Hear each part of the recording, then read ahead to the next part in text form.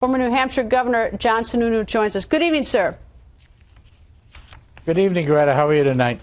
Very well. Well, this news breaking from the Washington Post certainly is an expansion of what we've been hearing about the NSA in terms of spying. Your thoughts about it, sir? Well, two things. A lot of what happens in an agency, even the NSA, is a reflection of the culture they see from the top. And you have a president and an administration that revels in going beyond the box, if you will, that they're limited to by law. And I think that seeped all the way down into the NSA. Even though the audit says, I think it's, for example, in the last year, they point out there's nearly 3,000 violations. It does say that the bulk of them were, quote, accidental or inadvertent. But the fact is that's just a reflection of a sloppy attitude that I think flows from a culture that starts in the president's office. You know, Governor, with all due respect, I think maybe one instance where some privacy was broken, that might be an accident or inadvertent or something else. But if you're talking about thousands, and that is what the Washington Post is reporting tonight, is that it overstepped its legal authority thousands of times. If that doesn't put them on notice, plus you have the situation where there has been nothing but denial out of the NSA in terms of the extent of this. So I don't see, I mean, it may be in part a cultural thing. But inadvertent and accidental was, I think, the words used in the audit, Greta. That's not my words. All right. Okay. Well, I mean, so I find it stunning that something could happen thousands of times, could ever be inadvertent or accidental. To me, it's stunning. Well, I think it's a reflection of a culture seepage of not feeling any obligation to be held within the box of what laws say you can and can't do.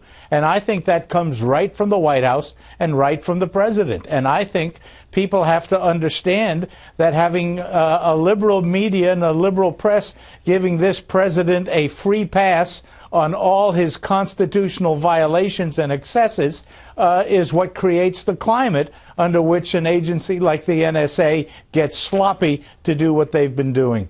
Well, in terms of sloppy, some of the violations were from typographical errors. That would be sloppy. But the article also says they are significant violations of the law. That's where we get a little bit away from the inadvertent, in my mind, and the typographical. When you have, right. if this reporter, Barton Gelman, who, you know, he's been around the Washington Post for years, but that's what he says, significant violations of the law. Well, I agree. This is something that should not be happening. But the point I am trying to make here is that I believe it's happening in virtually every agency of government and every department of government, and this exceeding their right and authority under the law is a culture that this administration has cultivated. It is terrible that it's happening in the NSA, but it is happening across the board. Well, we've certainly seen things happen to the IRS in the last few months that have been stunning nonetheless. Here's one other thing that I think is particularly painful in looking at this article tonight, is that it's not just the NSA doing these thousands of violations per the report, but, you know, we'd all hoped that the FISA court, which is the court that oversees and protects it, right, would be sort of a stopgap. But what the article says is that in another case, the Foreign Intelligence Surveillance Court, which has authority over some NSA operations, did not learn about a new collection method until it had been in operation for many months. Then the court, when they learned about it, they ruled it unconstitutional. So the gap between what they're doing and when they serve it up to the court is another, you know, egregious violation in my mind. Look, this whole process that this administration has let get to this point really does have to be reviewed.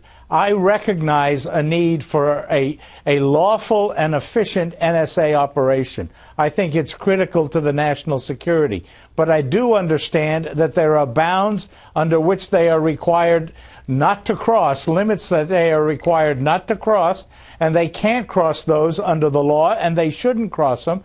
And if the court needs more tools, because we're counting on the FISA court to make sure that those bounds are not exceeded, if that court needs more tools, it ought to tell Congress quickly, and Congress ought to act quickly to provide both the legal and the financial framework for this thing to be done right and to protect American citizens. Well, Judge Reggie Walton, whose picture is now up on the screen, is the chief judge of that court. He's been around here for years, a very law and order type judge who follows the law. And I don't imagine he's going to be particularly happy. And especially, he gave a statement tonight in which he said the FISA court is forced to rely upon the accuracy of the information as provided to the court. And so if the government is lying to the court essentially becomes sort of a rubber stamp, just relying on what the government says. That's a terrible thing. I mean, in terms of if you're supposed to oversee the constitutionality of something. But he goes on to say the FISA court does not have the capacity to investigate issues of noncompliance, and in that respect, the FISA court is in the same position as any other court when it comes to enforcing government compliance with its order. So the way I read that is that we have this sort of powerless, feckless court because the information is being provided to it. Well, two things. One, if the court needs more help, if it needs more support, if it needs more laws or more money, it ought to ask specifically for what it thinks it needs to do to protect American citizens. It's been given a responsibility under the law, and it should make clear what it needs in order to fulfill that responsibility. But at the risk of being repetitious, I go back to what I said earlier. The biggest problem in all of this is this culture and attitude that the lines of the law don't have to be followed strictly, and that culture and attitude comes from a president who tries to impose taxes on his own, who decides when Obamacare can meet the letter of the law and when it doesn't have to meet the letter of the law. It comes from a president that instructs his EPA to invent ways to get around Congress, where he stands up and says to the public that the executive branch is going to find ways to avoid the limitations imposed constitutionally where Congress has a responsibility. That's a terrible attitude, and it's what promotes and nurtures the kinds of things that you're seeing coming out of the NSA. Do you have any reason to believe that the president was aware of any of this?